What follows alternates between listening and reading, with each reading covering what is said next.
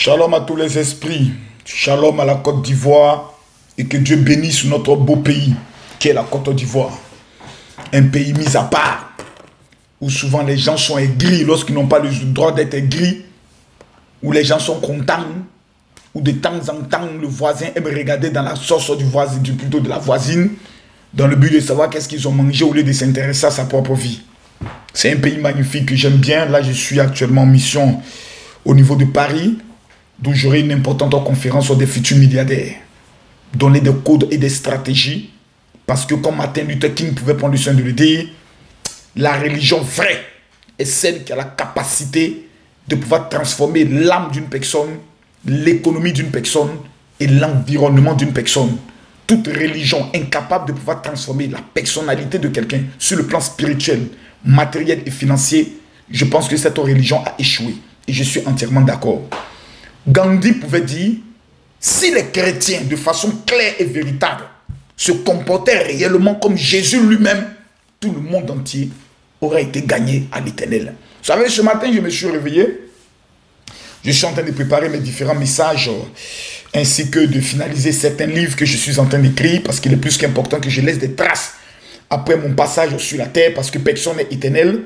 Personne ne sait ni le jour, ni l'heure. Ce qui veut dire peut-être que demain, ça peut être mon dernier jour. Je touche du bois, mais que la volonté de Dieu soit faite. Voyez-vous, ce matin, je me suis levé et encore, plusieurs de mes collaborateurs, certains amis magistrats, m'ont envoyé certaines vidéos, certains fidèles m'ont envoyé certaines vidéos. Et j'ai constaté que c'est pratiquement la même vidéo que plusieurs ont pu le soin de m'amener.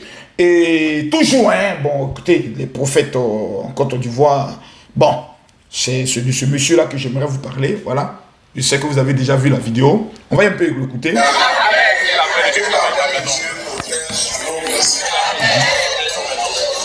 Écoutez bien. Écoutez bien. Nous ne le disons pas pour effrayer les populations, mais nous le disons parce que c'est ce que Dieu nous a dit. Depuis le dimanche dernier, j'ai dit ici que Dieu va s'élever brusquement pour juger la Côte d'Ivoire. Dieu va juger. Ce qui va se passer, c'est des millions de morts. Je n'ai pas dit millions. J'ai dit qu'il y a des millions de morts. Il va avoir. Quand les choses vont commencer, il ne faut pas te lever pour dire j'ai envie de voir. Si tu t'es levé pour partir, tu as choisi d'être participer. Reste dans ton petit coin où Dieu t'a mis. Alléluia. On vous a dit ici qu'avant que ces choses ne viennent, le président Ouattara et le président Bédi allaient devenir des ennemis jurés. On a dit ou bien on n'a pas dit? On a dit également la cohésion gouvernementale va prendre un coup. Chaque ministre va faire ce qu'il croit être bon. Et nous avons dit que cela même ira jusqu'à une rupture du gouvernement. C'est-à-dire on va chercher à former toujours des gouvernements croyant que ça va régler le problème. Oh là là, je pense que quelqu'un est en train de me joindre. Permettez-moi de bloquer voilà, un mode d'avion pour ne pas qu'on puisse m'appeler. Et nous l'écoutons. Un petit groupe de militaires. Des gendarmes vont s'élever. Ils vont avoir raison du pouvoir. Ils ne pourront rien faire.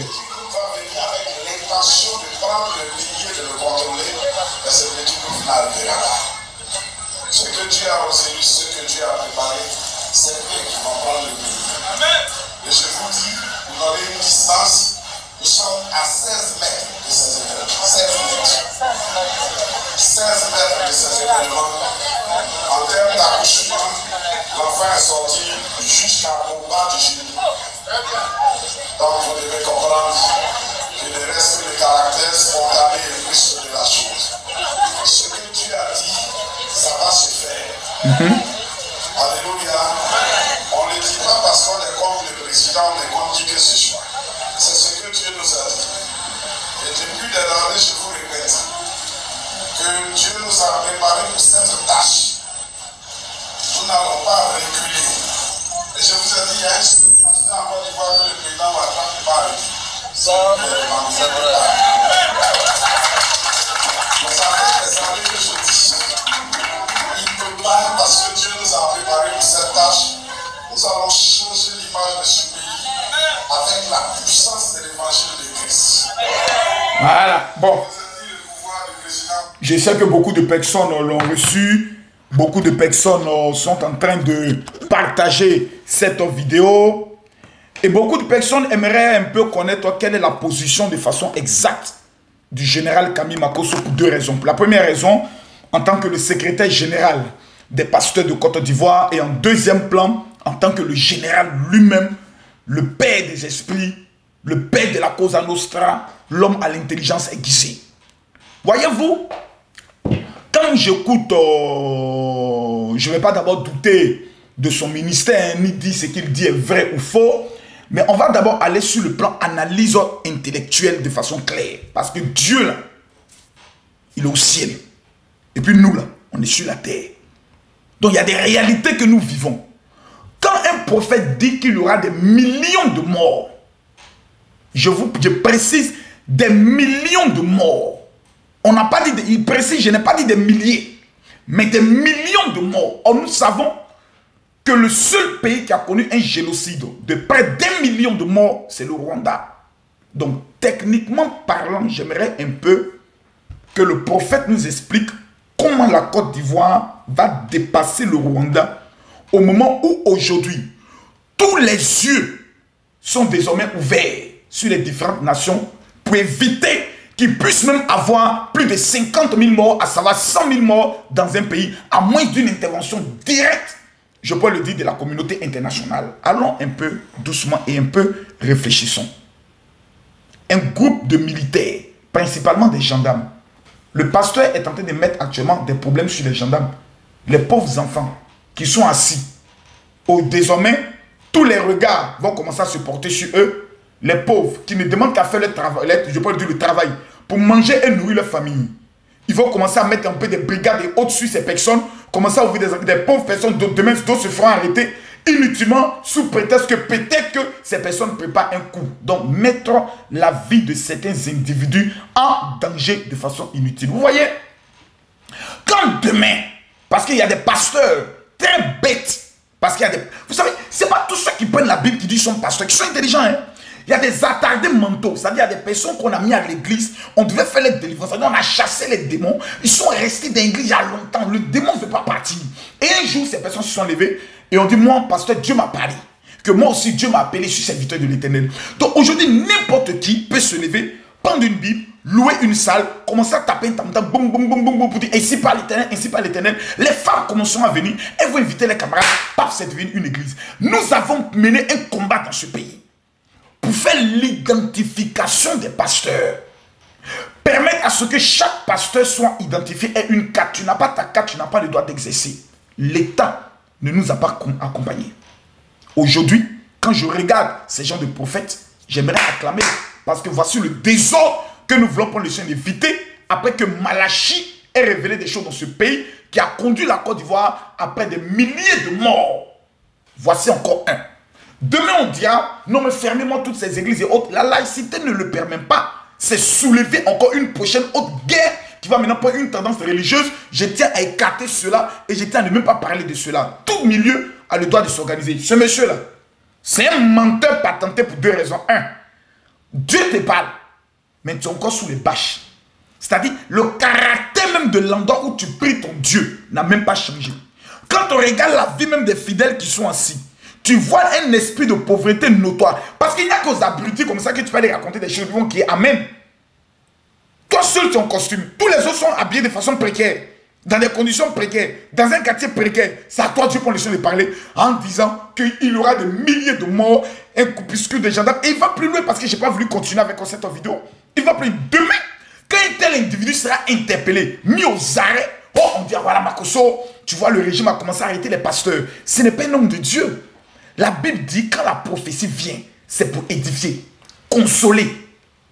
Mais en quoi il y a une consolation dans ces abrutis de paroles que ce méchant est en train de raconter? Et vous allez voir des chrétiens, des hommes politiques, animés d'un esprit très bête, croient en ces enfantillages, allez remettre de l'argent à ce monsieur pour dire non, continue de prier pour que demain ce régime puisse tomber. Les amis, j'aimerais vous rassurer d'une chose. Le président Ouattara a fini son mandat. Il a fait 8 ans. Il nous reste 2 ans. Et pendant les 2 ans, il n'y aura rien. Pour 2 raisons. La première raison, c'est que vous voulez commencer à provoquer les nordistes. Et vous les connaissez. On a déjà vu la guerre en Côte d'Ivoire. Nous savons comment c'est fini. Et nous savons tous dans ce pays. Moi, je n'ai pas encore vu des désarmements dans le pays dans lequel je suis là. Je ne sais pas comment Touré Amidou a encore gardé sa Kalachnikov. Vous allez provoquer encore ces gens. Il y aura encore des carnages dans ce pays. Et demain, ça peut dire encore, non, les nordistes n'aiment pas la paix. Vous êtes en train de les provoquer. C'est une provocation que vous êtes en train de faire. Et toujours par la bouche des pasteurs. Et nous sommes assis dans ce pays. Personne ne prend le soin d'en parler. On est toujours en train de se regarder autre. Monsieur le procureur, vous voyez cet individu-là, je ne sais pas comment vous allez vous arranger, mais vraiment, toute personne ayant une information sur ce monsieur a dénoncé-le. Ce n'est pas un homme de Dieu. C'est un agitateur public. C'est un trouble à l'ordre public que ce monsieur, une incitation à un coup d'État que ce monsieur est en train de lancer dans ce pays. C'est de l'animosité à une dimension que vous ne pouvez même pas vous imaginer. Ça me fait 20 ans de ministère. Et quand on vous dit ces gens disent non, le général n'est pas avec nous, il est pour le président Ouattara et autres. Attendez mes amis, ça fait quoi si on laisse le monsieur finir ses 2 ans de mandat en paix et puis ça va? Ça fait quoi? Vous voulez provoquer quoi? Vous voulez provoquer quelle crise? Vous êtes en train de vouloir souhaiter quelle guerre en Côte d'Ivoire où ce sont nos propres parents, nos enfants qui vont mourir et mourir pour rien. Et je vois des gens qui ont le courage de partager cette vidéo pour appeler sur la Côte d'Ivoire un esprit de mort, créer dans le cœur des Ivoiriens un esprit de peur. Au lieu de se mettre à travailler, chacun commençait à se dire comment je vais payer les sacs de riz, garder chez moi, comment quitter le pays et autres. C'est grave, c'est malheureux, c'est pitoyable. C'est pitoyable. Et voici une direction générale des cultes. C'est pour ça jusqu'à aujourd'hui, je ne serai jamais d'accord avec ce directeur des cultes qui n'est pas un homme issu de l'ENA qu'on nous a amené, qui est un professeur d'art plastique. Je ne serai jamais d'accord avec lui. Parce qu'en temps normal, il existe cette fédération évangélique en Côte d'Ivoire. C'est un imbécile qui vient de raconter sa vie là. En temps normal, le directeur général des cultes doit être capable de faire une rencontre avec les pasteurs, les guides religieux. Pour les dire, bon, les guides religieux, ce genre d'action va nous amener un peu dans les désordres. Évitons ce qui s'est produit en 2010 pour 2020. Qu'est-ce que nous pouvons pour le de faire? Les religieux vont s'asseoir à la direction générale des cultes. Il y a une grande salle de conférence pour commencer à réfléchir, faire des propositions. Le directeur général des cultes peut même, par le moyen, demander à la presse de venir. On peut faire des déclarations. Il y a eu les élections municipales. Le directeur général des cultes aurait pu rencontrer les religieux pour dire qu'est-ce que vous proposez. Il serait même intéressant qu'ensemble, vous puissiez faire une communication, je peux le dire, un communiqué officiel dans la mesure où la direction générale des cultes est notre premier interlocuteur, on peut le dire, c'est notre patron. Mais il n'y a rien. Le directeur général des cultes peut au moins exciter, mobiliser les différents guides religieux à organiser des programmes de prière au moins une fois par an pour le pays. Ça ne se fait pas. Tout ce qui les intéresse, c'est l'argent du pèlerinage. Que ce soit musulman ou chrétien. Et pendant ce temps, des voyous sont en train de s'aimer la haine dans le cœur des Ivoiriens, en train de s'aimer la peur dans le cœur des Ivoiriens. Et nous nous posons la question, que fait la direction générale de culte? On me dira, mais révérend Makosso, vous-même en tant que pasteur, qu'est-ce que vous faites? Ce que nous pouvons faire, c'est de demander à ses fidèles, allez signaler votre pasteur pour dire, voici le monsieur qui est en train de s'aimer le désordre. Parce que c'est grave. Vous n'avez même pas un peu, c'est-à-dire, du fait que vous ne sortez pas souvent de la Côte d'Ivoire, vous êtes pauvre en esprit, vous êtes pauvre intellectuellement, et vous ne savez même pas les conséquences de tels propos. Où nous sommes dans un pays PPTE, pays pauvre très entêté, où nous devons être en train de mobiliser nos fidèles à réfléchir sur comment avoir des plans d'investissement, comment travailler, comment labourer la terre. Il y a des individus qui sont assis et qui prient et souhaitent que la Côte d'Ivoire devienne un bain de sang. De tels individus, je connais le lieu où ils doivent être, c'est à la Maca. Le lieu où ils doivent être, c'est à la Maca. Il y a des personnes, quand violent va les prendre un peu, la mentalité change. Il y a des esprits là. C'est pas qu'on te chicote, non, non. On te met au violon. Tes esprits d'orgueil, je vous dis qu'il y a un seul pasteur que on ne peut pas arrêter en Côte d'Ivoire. Mon ami, aucun pasteur n'est au-dessus de la loi. Aucun imam n'est au-dessus de la loi. au stade où nous sommes arrivés, le souhait de tout homme de Dieu, c'est de dire, Seigneur, pardon. Pour ce que nous avons vu en 2010, nous on te demande pardon. Évite la guerre sur la Côte d'Ivoire. Mais il dit que peu importe, ça va arriver. Donc, c'est un souhait et c'est anti-biblique dans la mesure où même Dieu avait amené dans la Bible Jonas à Ninive pour dire que je vais détruire la ville. Mais quand le peuple s'est repenti, Dieu a retiré ça. Même le prophète n'était pas condamné. Pourquoi tu ne les as pas détruits? Il dit non, ils se sont repentis. Voilà. Donc tu ne peux pas prendre le soin de me forcer à faire ce que je n'ai plus envie de faire. Mais quand vous avez un homme de Dieu qui souhaite la guerre, qui souhaite la calamité, tandis qu'il n'a jamais attrapé une Kalachnikov, je me pose des questions. Il est maintenant temps qu'avec l'État, nous ayons une rencontre officielle. Maintenant, je peux le dire officiellement, je suis pour. Je suis maintenant pour qu'on régule le milieu chrétien, principalement évangélique en Côte d'Ivoire. Ceux qui n'ont pas le droit d'exercer, qu'on ferme leur église. Ça fait 8 ans que nous nous battons avec l'État pour ne pas que cette mesure ait lieu.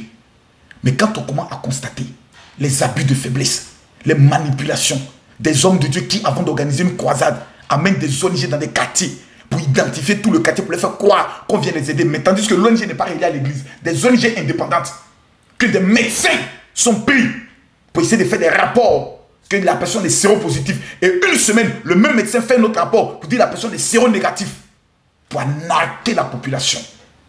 Que ces personnes vont dans des quartiers faire d'identification pour connaître les besoins et les problèmes des gens.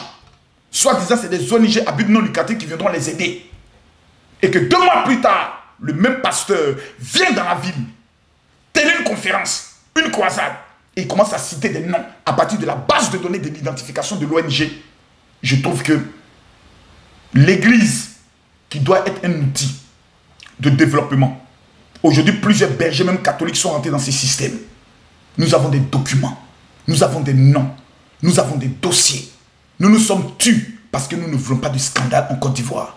Mais là où le pays est en train de partir, nous pensons que même si nous devons prendre le soin de prendre 1 an pour casser et rebâtir ce système-là, il est mieux que nous le fassions.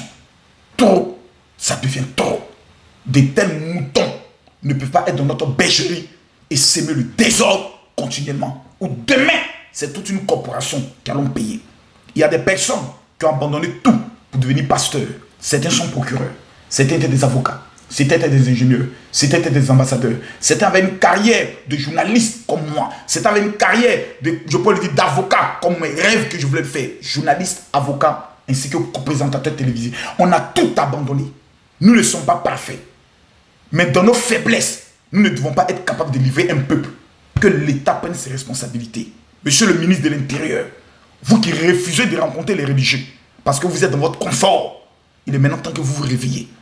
Parce que demain, vous serez comptable si rien n'est fait de ces milliers de morts qui sont en train de se préparer à l'horizon. C'est maintenant que nous devons prendre le soin de parler. Il faudrait qu'il y ait des assises. Ce tel genre d'acte ne doit plus se permettre en Côte d'Ivoire. Et le procureur de la République, les renseignements généraux, les services de l'État doivent prendre leurs responsabilités pour qu'un tel individu, où qu'il se trouve en Côte d'Ivoire, vienne expliquer aux Ivoiriens il était couché comment, dans quelle position, ses mains étaient sur quelle partie de son corps, et puis Dieu est venu lui parler.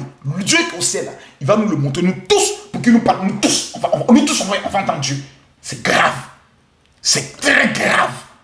Et de tels actes peuvent s'aimer de graves divisions et de graves conflits interreligieux au-delà de ce que vous ne pensez. J'aime mon pays, j'aime l'église, mais trop, ça devient trop. Que Dieu bénisse la Côte d'Ivoire. Je vous remercie.